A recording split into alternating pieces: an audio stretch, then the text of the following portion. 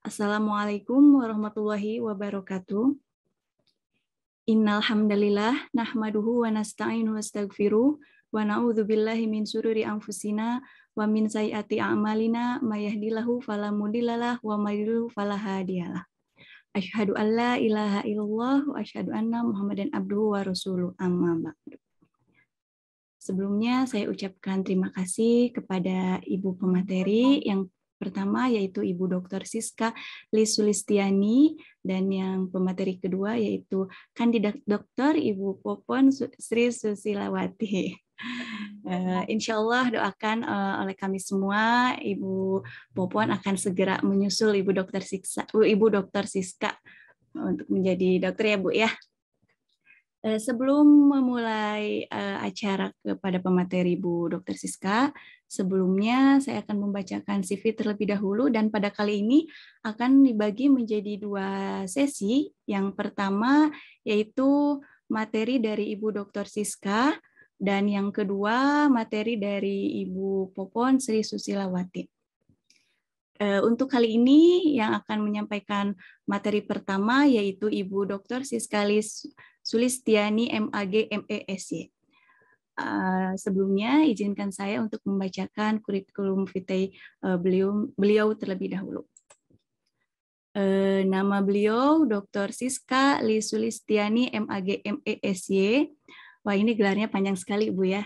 S2-nya sampai 2, ada 2 gelarnya.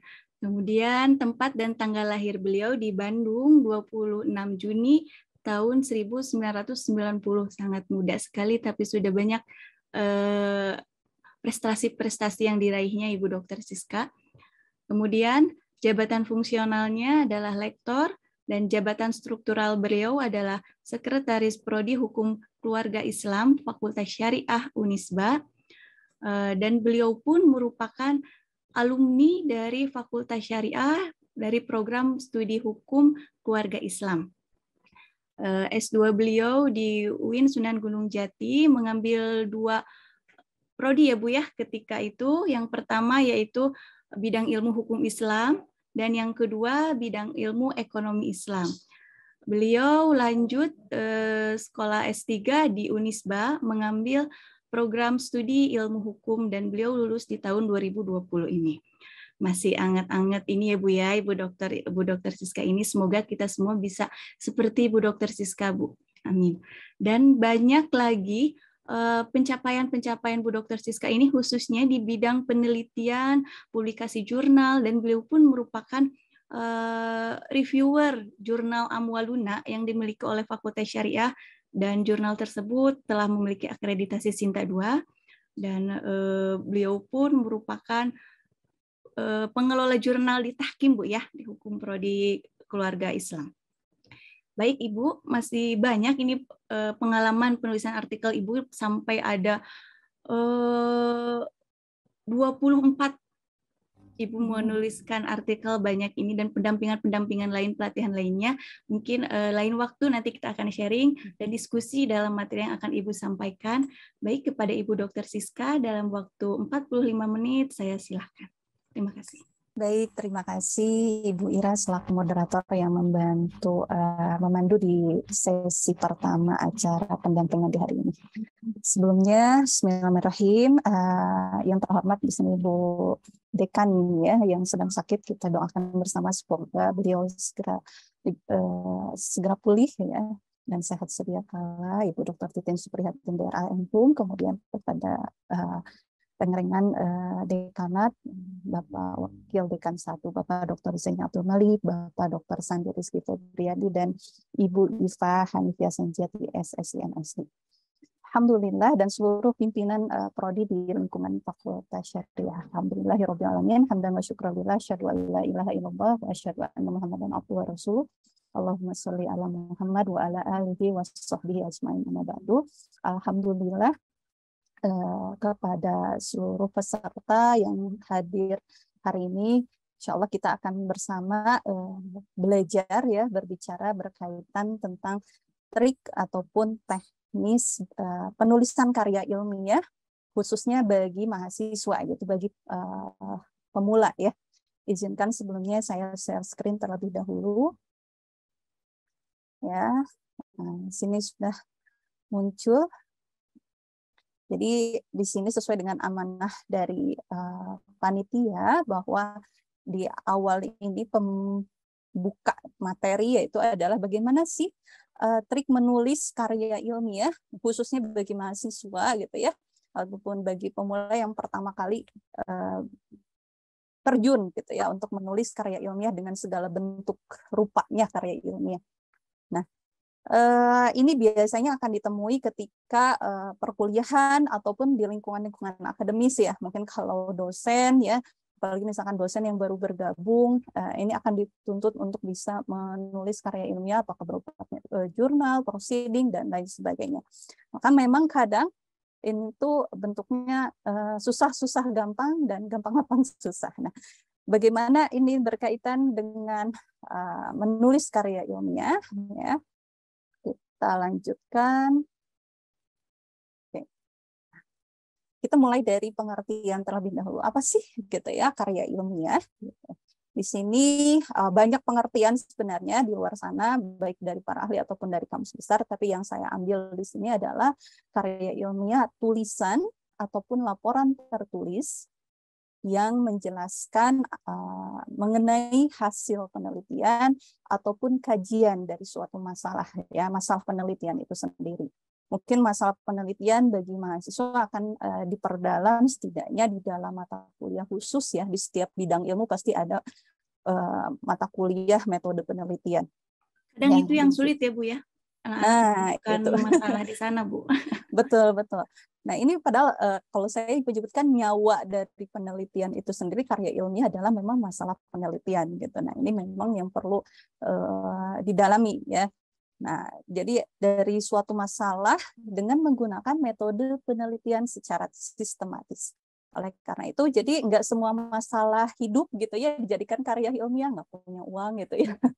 Nah oleh karena itu ternyata untuk melihat sebuah masalah penelitian itu kan biasanya sih rata-rata para dosen tuh menyampaikan, memaparkan pada mahasiswa biasanya apa yang bertentangan gitu ya antara dasolet sama dasen, atau setidaknya antara teori yang kita punya, yang kita dapatkan melalui literatur dengan data yang kita dapatkan di lapangan kah gitu ya, ataupun dengan fenomena yang terjadi di masyarakat gitu. Nah, itu biasanya suatu hal yang menarik untuk diangkat menjadi suatu masalah penelitian, dan pastinya dengan menggunakan metode penelitian dan disampaikan secara sistematis gitu ya. Mungkin beda dengan curhat gitu ya. Kalau bikin tulisan curhat gitu bisa jadi nggak terlalu sistematis dan nggak harus kita mikir metode penelitian gitu. Tapi jangan takut, walaupun disebutkan metode penelitian, semua cara menulis itu yang terpenting adalah harus memulai menulis terlebih dahulu. Jangan dulu diribetkan dengan metode penelitiannya gitu ya. Dan nanti ada langkah-langkahnya. Khawatir ketika orang udah mikir metode penelitian terlebih dahulu sehingga nggak mulai-mulai nulisnya. Nah, cuman bedanya memang nanti harus secara sistematis. Nah, kemudian hasil penelitian untuk karya ilmiah ini biasanya dilakukan ataupun dibuat oleh seseorang ya, satu orang gitu ya minimal, ataupun kelompok tim ya, biasanya bisa 2, 3, 4 begitu ya, bahkan tidak sedikit juga ada yang jumlahnya sampai 5 orang gitu ya. Tapi biasanya pada umumnya sih 3 orang begitu. Orang yang mematuhi kaidah dan etika keilmuan yang berlaku secara sistematis ya. Jadi boleh perorangan ataupun individu ataupun berupa tim. Nah, nanti untuk ada istilahnya penulis pertama, ada istilah penulis kedua, ketiga, dan lain sebagainya. Biasanya itu didiskusikan di dalam tim, di mana yang paling besar kontribusinya di dalam penulisan karya ilmiah tersebut. Begitu. Mungkin kalau bagi dosen akan sangat berpengaruh ya, istilahnya penulis pertama, kedua gitu, karena akan berkaitan dengan credit point gitu. Selanjutnya, panjang karya ilmiah itu kurang lebih bisa dari 3.000 sampai 7.500 kata. Ya. Tapi jangan dulu takut, aduh ini 3.000, aduh banyak banget. Padahal sebenarnya enggak. Jadi intinya ketika kita menulis, intinya satu kuncinya nulis ya. Ya nulis aja, kita nulis apa yang mau kita tulis. Tulis dulu gitu ya untuk pertama kali.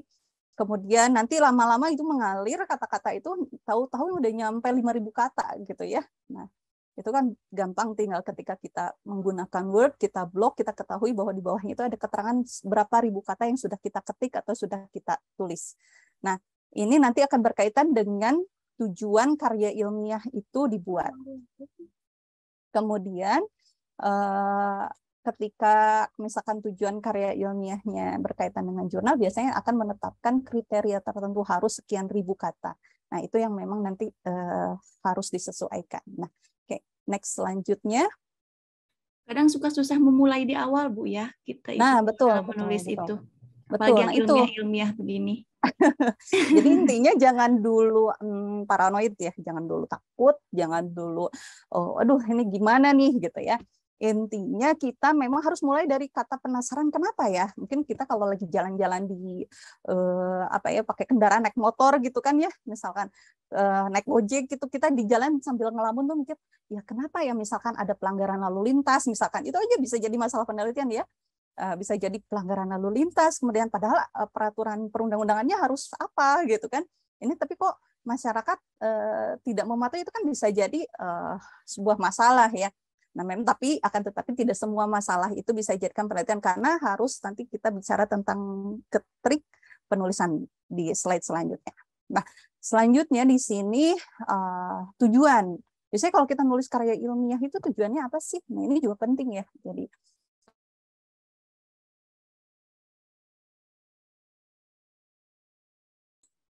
Assalamualaikum Bu Dr. Siska. Sepertinya terfreeze ini Bu Dr. Siska. Halo. Mohon maaf teman-teman semua, ini ada gangguan sinyal sepertinya. Baik, sambil menunggu Bu Dr. Siska kembali. Teman-teman bisa mempersiapkan pertanyaan-pertanyaan terlebih dahulu untuk nanti bagaimana trik dan jitu-nya supaya penulisannya baik dan benar, jitu, dan terpilih menjadi karya ilmiah yang baik gitu. Karena tidak mudah dalam menulis karya ilmiah ini. Sepertinya Bu Dr. Siska. Halo Bu Dokter. Iya, punten. Ya, baik, punten. bisa kita lanjutkan kembali Bu. Oke, baik.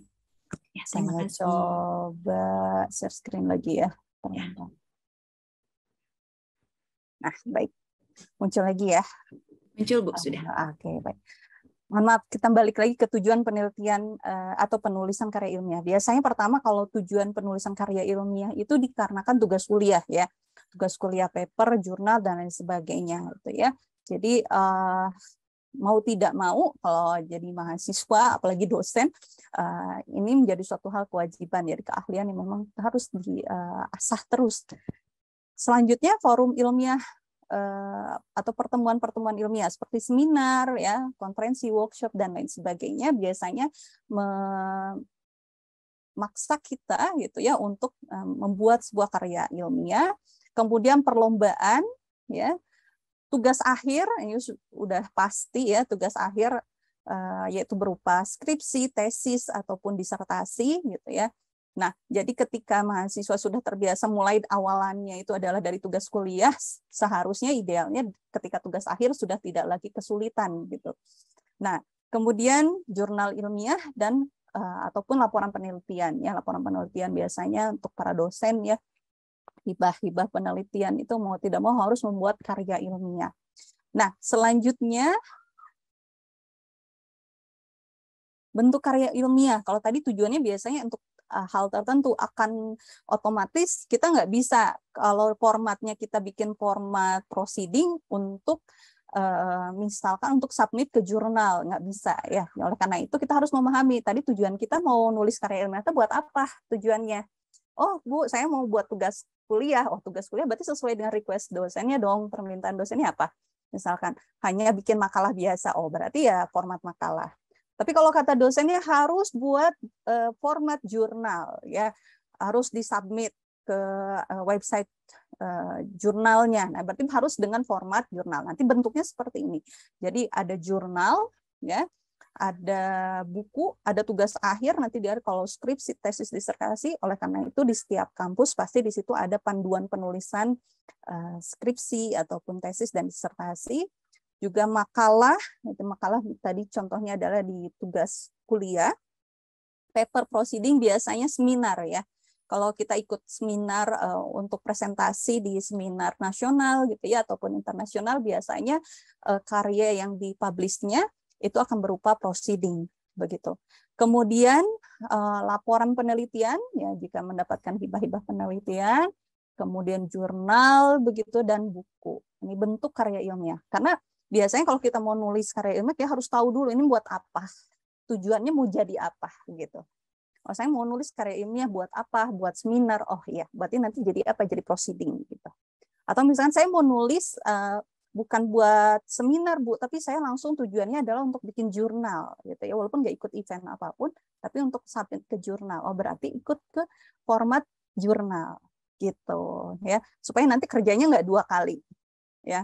Walaupun bisa jadi nanti satu karya ilmiah itu misalkan, Bu, saya nggak keterima di satu jurnal, saya mau ada seminar nih, saya masukin ke seminar untuk jadi proceeding bisa, tinggal dimodifikasi gitu. Walaupun isinya satu, tapi nggak boleh double publikasi, penting.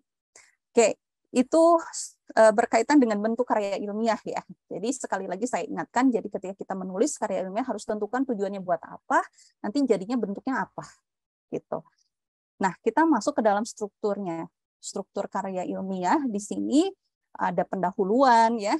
Ada di dalam pendahuluan nanti ada latar belakang masalah, rumusan masalah, tujuan penelitian, metode penelitian, ada kajian teori, ada hasil dan pembahasan, penutup, kesimpulan dan saran, dan daftar pustaka. Jadi struktur karya ilmiah yang ini adalah pada umumnya ada baik di proceeding ataupun jurnal ya ataupun juga makalah. Ini pada umumnya seperti ini. Hanya mungkin teknis template-nya akan sedikit berbeda, walaupun substansinya akan pasti seperti ini. Begitu. Ya, nanti secara rinci kita akan bahas di slide selanjutnya. Nah, biasanya kalau kita berpikir tentang struktur karya ilmiah udah pusing duluan ya. Jadi mikirnya, aduh pusing gitu ya. Jadi malas gitu ya. Nah, ini biasanya mahasiswa responnya akan beda-beda Bu Ira ya. Jadi ada yang kena cenut ya, langsung megang kepala gitu ya. Ada yang langsung responnya, wah harus baca-baca buku nih gitu ya.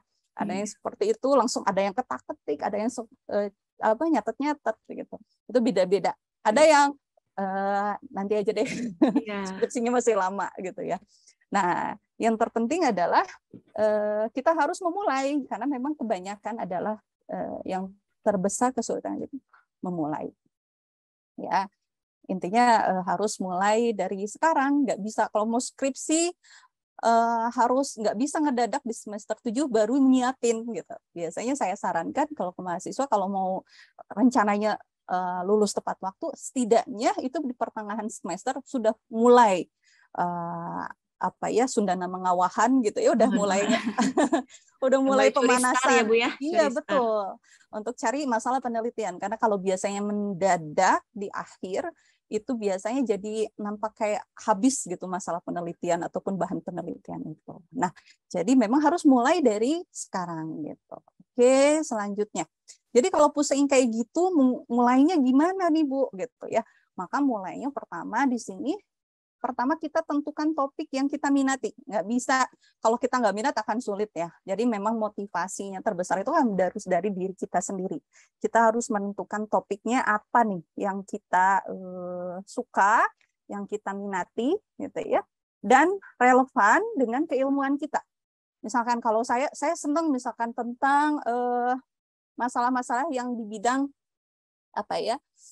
kejiwaan, misalkan psikologi, tapi kan saya bukan orang psikologi, relevan nggak? Nah itu kan nggak bisa mungkin ya. Jadi memang harus relevan dengan bidang keilmuan yang kita hari ini tekuni begitu.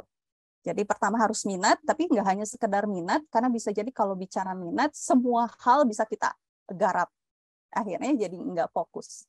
Kemudian yang relevan dengan keilmuan kita, fokus keilmuan kita, bahkan kalau dosen mungkin dengan bidang keilmuannya, dengan fokus kalau mau jadi guru besar mungkin ya nanti bidang apanya gitu yang mau ditekuni. Oleh itu ada istilah roadmap penelitian itu. Dan terukur, ini yang penting. Kenapa harus terukur? Karena kadang punten, ternyata dalam penelitian juga ada istilah hawa nafsu ya. Jadi ada hawa nafsu itu pengen A, B, C yang hebat-hebat, yang luar biasa, yang kadang ngawang-ngawang dan secara data, waktu, ataupun mohon maaf budgetnya juga tidak terukur, terlalu mahal misalnya. Misalkan saya ingin penelitian di Amerika, misalnya perkembangan hukum Islam di Amerika, sedangkan budgetnya, aduh, nggak ada gitu ya. Bahkan misalkan penelitian ini hanya dilakukan hanya 6 bulan, mungkin nggak misalkan melakukan penelitian ini secara 6 bulan, sedangkan penelitiannya harus jauh-jauh. Nah, itu memang harus terukur. Nah, ini kadang mahasiswa keinginannya ini kalau beberapa pengalaman kalau ngobrol gitu, keinginannya luar biasa, minatnya luar biasa, dan mungkin bisa jadi relevan dengan bidang keilmuannya, tapi kurang terukur. Misalkan data yang didapat nggak mungkin gitu ya dalam waktu dekat. Gitu. Misalkan Bu, saya mau meneliti tentang perkembangan hukum pidana di Aceh, misalkan, sedangkan dia orang asli Bandung. Ya, dan secara ini mungkin harus ke Aceh nih nyari datanya dan lain sebagainya, mungkin yang bersangkutan terbatas dari sisi waktu ataupun mungkin dana. Nah, bisa jadi hal tersebut dievaluasi bagi peneliti apakah topik yang diminatinya tersebut terukur atau tidak. Jadi kita memang perlu menentukan ini saya melakukan penelitian ini harus selesai 2 bulan misalkan. Wah, kalau jauh-jauh apalagi datanya sama sekali kita belum dapat, nah itu juga harus dipikirkan. Gitu. Ya termasuk mungkin hari ini yang sekarang harus ada outputnya mahasiswa atau timnya untuk menghasilkan karya dan disubmit ya dengan jangka waktu dari tanggal 16 sampai tanggal 23. Kira-kira dalam waktu segitu yang terukur itu tema apa gitu yang bisa ditentukan. Nah, itu juga harus mulai dipikirkan. Ya, saya minat, relevan, dan memang terukur dari sisi waktu, dari sisi data, dan dari sisi keuangan. Gitu. Oke, selanjutnya yang kedua, baca dan cari tahu tentang penelitian yang sejenis. Jadi ternyata kunci menulis adalah membaca. Nggak mungkin kita bisa nulis tanpa baca. Ya, oleh karena itu tidak aneh ya.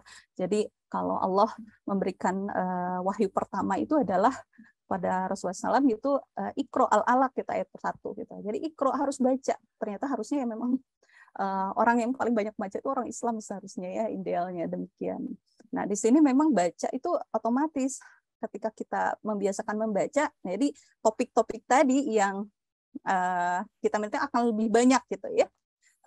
Insight-insightnya lebih banyak gitu. Jadi intinya baca. Jadi setelah kita menarik terhadap suatu topik, langsung ditindaklanjuti dengan membaca. Membaca, cari tahu. Kenapa sih kok bisa kayak gitu ya? Gitu.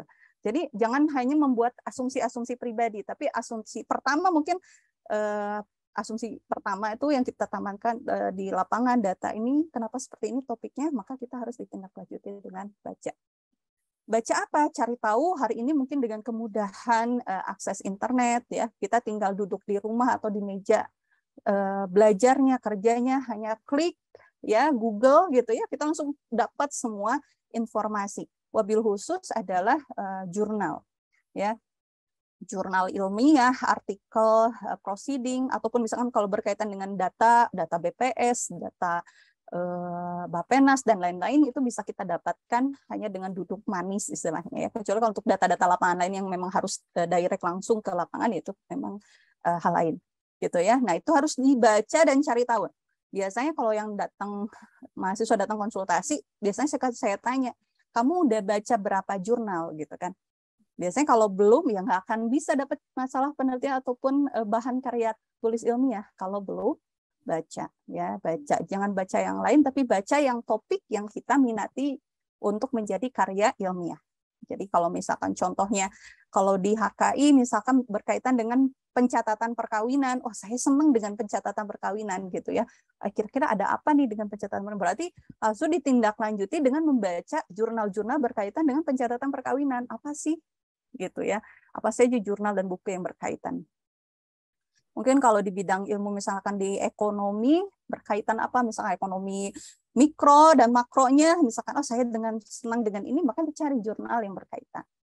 Senang dengan jalan-jalan Bu, jadi bisa jalan-jalan bisa jadi wisata ya Bu Ira ya. Kemarin tuh seminar internasional tuh, benar-benar. Jadi misalkan kalau bicara tentang jalan-jalan, sekarang kan Bandung tuh ini ya lagi happening dengan kondisi pariwisata syariah di betul, beberapa betul, Bu. Bandung Utara itu. Tapi sebenarnya bisa jadi ini gimana ya soal AMDAL-nya? Karena dulu kalau saya jalan-jalan ke daerah Bandung Utara, itu kan dulu tuh masih gunung-gunung gitu ya, dan lain-lain. Sekarang udah jadi kawasan wisata. Itu apakah memang faktor lingkungan diperhatikan atau tidak? Kan itu juga sebenarnya masalah penelitian juga, gitu ya. Kalau dalam syariah kan sebenarnya nggak hanya benefitnya aja ya, keuntungannya aja yang dipikirkan untuk pariwisata syariah. Nah itu juga mulai mahasiswa, oh iya ya, ini Bandung tuh kan sangat dengan apa ya, banyak dengan pariwisata syariahnya. Apakah aturan-aturan berlakunya sudah diterapkan tidak? Nah, itu juga mulai bisa jadi karya ilmiah. Kenapa sekarang Bandung jadi lebih sering banjir? Apakah ada kaitan? Wah, itu ya, itu silakan dilakukan penelitian. Gitu. Nah, itu biar apa? Biar kita yang senang jalan-jalan bisa nanti ke sana, bisa sekalian jadi mendapatkan data penelitian sambil jalan-jalan gitu kan. Nah, itu jadi kadang kekepoan kita ini penting, apalagi bagi orang yang bikin karya ilmiah gitu. Keponya kepo ilmiah, Bu ya. Dan nanti bermanfaat untuk orang yang membaca gitu. Oke, selanjutnya yang ketiga, mulai mencatat hal-hal yang penting ya. Jadi kan tadi kita pertama udah menentukan topik nih. Yang kedua kemudian kita membaca referensi yang berkaitan dengan topik yang kita sudah pilih ya. Berarti kalau kita bicara topik itu suatu hal yang masih sifatnya umum. Kita belum judul, belum berpikir judul. Karena biasanya mahasiswa itu yang dipikirkan judul dulu, bukan masalah penelitian. Betul Bu, itu kadang jadi kasus jadi, sekarang betul. ini. Jadi judul itu nanti belakangan aja. Bahkan mungkin redaksi judul itu bisa berubah. Yang terpenting adalah topik dan masalah penelitiannya udah jelas. Nah, jadi bisa dapat itu semua dari apa? Dari penentuan topik, kemudian kita membaca dari referensi-referensi yang relevan. Kemudian yang ketiga, kita mencatat. Setelah baca itu jangan lupa dicatat orat-oret ya, dengan caranya masing-masing. Di orat-oret kira-kira ini persamaannya apa, perbedaannya apa dengan yang sudah ada dari referensi yang ada. Ya. Kemudian apa sih keunikannya dari yang mau saya tulis nih? Bedanya apa gitu ya? Unik itu kan sesuatu yang beda. Jadi bukan berarti kita bikin karya ilmiah itu pasti beda dari yang lain, enggak juga. Pasti beda seluruhnya ya maksudnya. Jadi bisa jadi ada kesamaan, tapi di sisi lain juga harus ada perbedaannya. Gitu. Kemudian perkuat dengan data lapangan kalau memang nanti penelitiannya berupa penelitian kualitatif ataupun kuantitatif ya. Berbeda nanti kalau penelitiannya berkaitan hanya studi literatur saja, gitu. Mungkin tidak memerlukan data di lapangan. Kemudian baru dianalisis. Itu masih oret-oret juga nggak ada masalah ya. Oret-oret dulu. Oret-oret gitu. Kemudian baru yang keempat kita mulai masuk ke laptop ya. Kita mulai nulis dirapihkan ya. Mulai nulis apa yang tadi kita udah mulai oret-oret gitu ya. Udah mulai kita dapat insight apa dari langkah-langkah tadi. Kemudian setelah hal tadi dilakukan gitu ya, didokumentasikan berupa ketikan di komputernya masing-masing, kemudian dibaca dan edit berulang. Jadi nggak bisa ketika kita sekali ngetik itu udah langsung bagus, perfect, nggak bisa. Jadi ketika kita udah selesai, pasti kita harus baca lagi, baca lagi, edit lagi, sampai dengan waktu yang ditentukan. Sampai dapatnya menurut kita ini udah oke, udah ataupun udah masuk deadline. Baru kita submit. Gitu ya. Nah, oke. Nah, ini mungkin secara rincinya yang tadi berkaitan dengan struktur karya ilmiah. Pertama, identitas artikel dan penulis. Ini penting ya. Jadi kalau sudah ada dari hal tadi topik sudah dapat, udah baca-baca, udah dicatat, udah mulai muncul nih ya ide-idenya, maka kita sudah masuk ke teknis penulisannya ya. Nah, di sini identitas artikel penulis ini penting ya.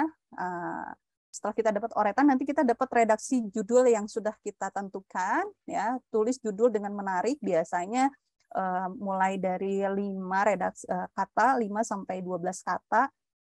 Kemudian nama penulis, jika penulisnya individu berarti satu orang tanpa penulisan gelar akademis ya ataupun gelar lainnya, jadi hanya nama saja, dan afiliasi dan surat elektronik ataupun email. Kalau tim, berarti nanti penulis pertama siapa, kedua siapa, ketiga siapa. Nanti biasanya beda-beda kan ada template yang menggunakan jurnal yang diminta itu apakah satu email atau semua penulis menentukan emailnya. Mungkin nanti akan lebih lanjut dielaborasi oleh Ibu Popon. Kemudian abstrak, ya. Nah ini juga penting. Jadi abstrak menggambarkan isi dari karya ilmiah, ya. Biasanya ini yang kalau kita untuk yang tadi ya, kita balik lagi ke trik yang pertama, trik menulis itu kan menentukan topik. Kedua, membaca-baca referensi. Nah, membaca referensi itu sebenarnya tidak harus dari halaman awal sampai halaman akhir. Tapi kita dengan cara membaca abstraknya saja. Karena biasanya abstrak yang baik adalah menggambarkan isi dari karya ilmiah tersebut. Jadi seperti itu ya. Jadi kita misalnya punya 10 jurnal yang jadi referensi, kita baca abstraknya aja terlebih dahulu. Nanti kalau dari abstrak kita sudah tertarik untuk menjadikan referensi, maka baru kita membaca isinya. Yang terpenting adalah abstrak itu singkat, tidak panjang lebar, ya kurang lebih dari 100 sampai 250 kata, 1 spasi. Dan kata kunci atau bentuk kata ataupun frasa dari 3 sampai 5 ya. Selanjutnya pendahuluan, ya, pendahuluan itu latar belakang masalah, tidak terlalu panjang, dengan alur berpikir dari umum ke khusus ya. Biasanya kalau bikin latar belakang masalah itu biasanya kita menyiapkan kata pengantar di awal sebagai basa-basi gitu ya biasanya. Itu jangan terlalu panjang, yang pokoknya kita biasanya mencari kata konektor untuk bisa masuk ke dalam inti masalah yang akan kita sampaikan. Nah, itu jadi memang menyampaikan pendahuluannya dengan alur berpikir umum ke khusus. Misalkan kalau bicara tentang pencatatan perkawinan, misalkan tadi kan biasanya di awalnya adalah Allah menciptakan manusia berpasangan, biasanya disampaikan ayat Al-Quran, baru nanti di sini mulai pencatatan perkawinan itu adalah apa-apa disampaikan lebih khusus lagi nanti ke akhirnya. Kemudian mencantumkan tujuan penelitian secara deskriptif, biasanya seperti itu di akhir. Dan selanjutnya metodologi penelitian atau metode penelitian. Nah, ketika kita sudah menentukan topik, data yang kita dapat dari referensi ataupun data lapangan, kita perlu melihat ini metode penelitian yang cocok apa gitu ya. Oh, karena misalkan saya menggunakan data lapangan, ya, kalau penelitian misalkan di pengadilan agama misalkan, datanya data lapangan, berarti penelitiannya kualitatif ya. Misalkan datanya berupa angka-angka, berarti kuantitatif ya. Atau misalkan hanya studi kitab-kitab ya, literatur, itu berarti studi literatur. Nah, itu metode tersebut akan sangat bermanfaat untuk menggambarkan proses kita mengumpulkan data dan menganalisisnya dan menguji keabsahan data yang kita dapat. Ya, apakah data ini data primer atau sekunder atau tersier. Nah, itu juga akan dispesifikasi di dalam metode penelitian. Kemudian kajian teori itu sangat penting karena kita untuk bisa mengetahui ini masalah penelitian atau tidak, biasanya melalui kajian teori terlebih dahulu ya. Nah, sebenarnya kajian teori ini sudah kita dapat ketika kita tadi searching di trik yang kedua, yaitu di mana setelah kita menentukan topik, kita mulai mencari referensi. Nah, ketika kita mencari referensi, pasti di sana kita mendapatkan beberapa kumpulan teori-teori yang berkaitan dengan topik dan judul yang kita bahas ya di dalam karya ilmiah kita. Selanjutnya, hasil dan pembahasan. Ini menjadi batang tubuhnya dari karya ilmiah itu sendiri, di mana di hasil dan pembahasan kita menyampaikan data yang didapatkan dari lapangan, ya. Kemudian kita analisis dengan teori yang sudah kita dapat sebelumnya, ya. Nah, itu dari hasil pembahasan. Kalau deskripsikan ada rumusan masalah. Nah, di hasil pembahasan ini kita menjawab beberapa pertanyaan yang menjadi rumusan masalah kita. Kemudian pembahasan jika diperlukan dilengkapi dengan gambar ataupun tabel untuk memperkuat hasil dan pembahasan yang kita sampaikan. Selanjutnya, penutup. Penutup ini berupa kesimpulan dan saran, di mana kalau kesimpulan itu, kesimpulan yang baik adalah tidak terlalu panjang, dan menjawab hipotesis yang disajikan awal ya. Jadi duga-dugaan awal kita ini kenapa ya seperti ini, misal kenapa ya kalau misalkan pariwisata syariah, apakah ada berkaitan nggak dengan banyaknya tempat-tempat wisata di daerah Bandung Utara misalkan ya, dengan seringnya banjir gitu ya. Nah, itu udah harus bisa terjawab di kesimpulan gitu ya. Apa nih? Oh, misalkan ada kaitan atau tidak ada kaitan apa gitu ya. Dan menyampaikan temuan yang didapat. Ternyata temuannya apa ketika selama penulisan karya ilmiah ini. Kemudian sarannya bagaimana, misalkan kepada pihak, pada stakeholder, misalkan kepada peneliti selanjutnya, atau kepada masyarakat, ya seperti apa sarannya itu disampaikan di dalam penutup. Dan terakhir adalah daftar pustaka. Penting ya, ini menjadi salah satu ciri dari karya ilmiah adalah menyajikan daftar rujukan-rujukan referensi yang relevan dan juga valid lah gitu ya.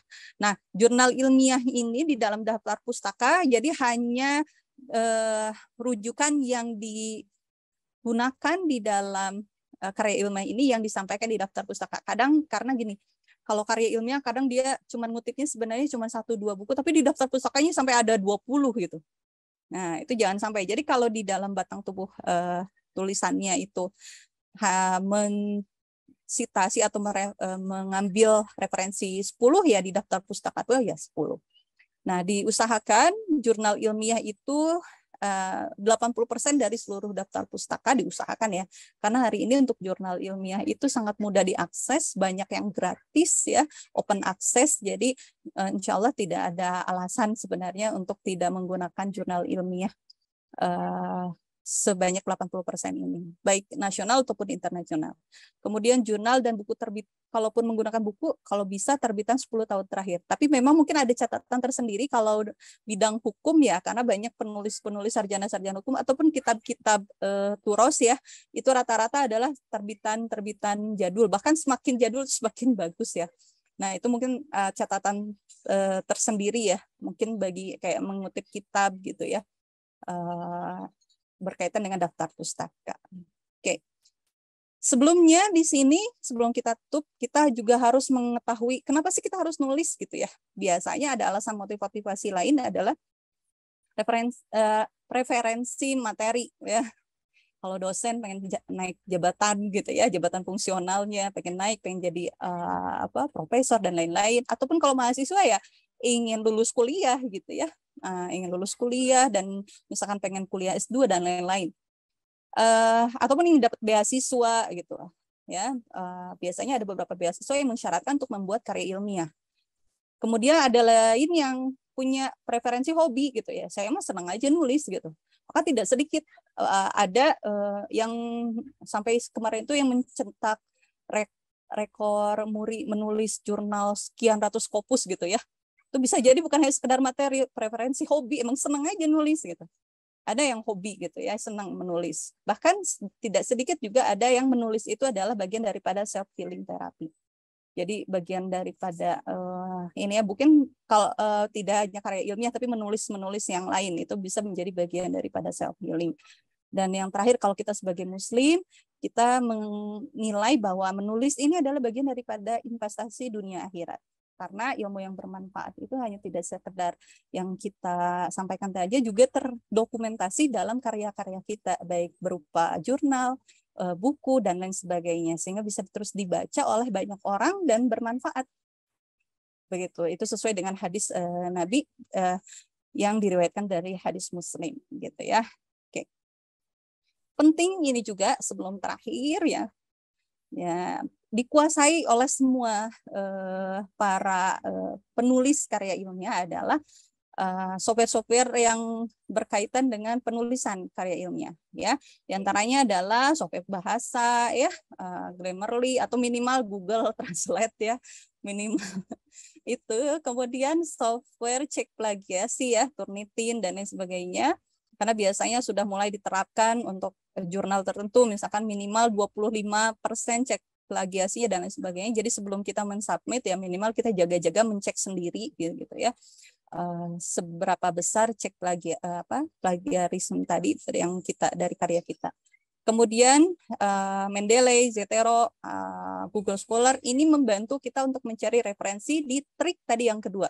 Jadi ketika kita menentukan topik, kita kemudian mencari referensi. Nah, ini software-software tadi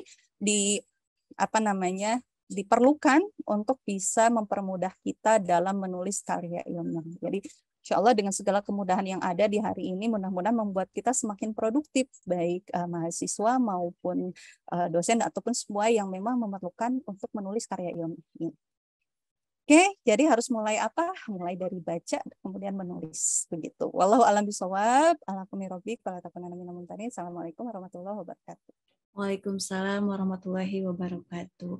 Terima kasih Ibu Dr. Siska atas ilmunya yang telah Ibu berikan kepada kita semua ya. Insya Allah Bu bermanfaat bagi kita semua. Khususnya nih para peserta yang sedang ingin memulai untuk menulis. Semoga dengan trik-trik atau langkah yang Ibu berikan kepada kami langsung bisa diaplikasikan Bu. Tentunya karena yang sulit itu betul Bu, yang sulit itu adalah memulai dan membaca. Itulah. Ketika sudah ada keinginan, apalagi ibu-ibu ya Bu, lupa ini belum dikerjain, idenya udah hilang lagi gitu Bu. Ketika mau mulai, ada rapat segala macam gitu Bu. Jadi kita memang harus pintar-pintar. Salah satunya adalah memanage waktu ya Bu ya. Betul. Dan untuk memulai membaca itu harus diwajibkan lah intinya untuk sekarang ini. Untuk teman-teman semua, mulailah dari sekarang untuk membaca-baca referensi agar dapat menemukan beberapa masalah yang ingin teman-teman semua tulis. Ada beberapa trik yang tadi Ibu Dr. Siska berikan untuk kita semua. Itu diantaranya yang pertama adalah tentukan topik. Jadi yang diminati, kemudian yang harus yang relevan dan terukur. Jadi pami sahur Sunda mah Bu, cenah boleh menulis tapi tong dirau kusiku, cenah gitu ya Bu ya. Semua gitu, tapi kita tidak terjangkau atas ide itu misalnya. Kemudian yang trik keduanya yaitu review tulisan-tulisan atau baca tulisan-tulisan baik berupa jurnal, artikel, proceeding ataupun dan yang lainnya. Karena sangat mustahil kita bisa menulis tanpa membaca Bu ya.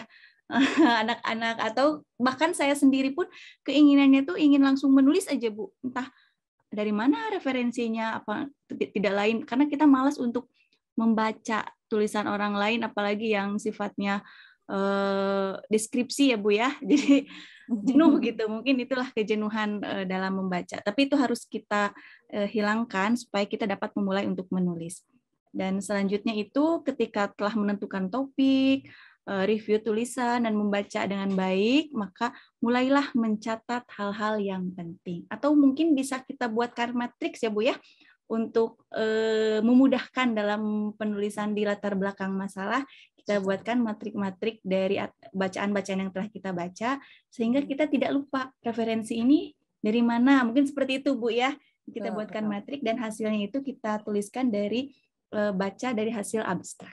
Mungkin itu teman-teman semua yang dapat kita kutip dari materi yang dipaparkan oleh Ibu Dr. Siska. Untuk sesi diskusi dan tanya jawab nanti ada waktu tersendiri Bu untuk diskusi ini. Jadi untuk selanjutnya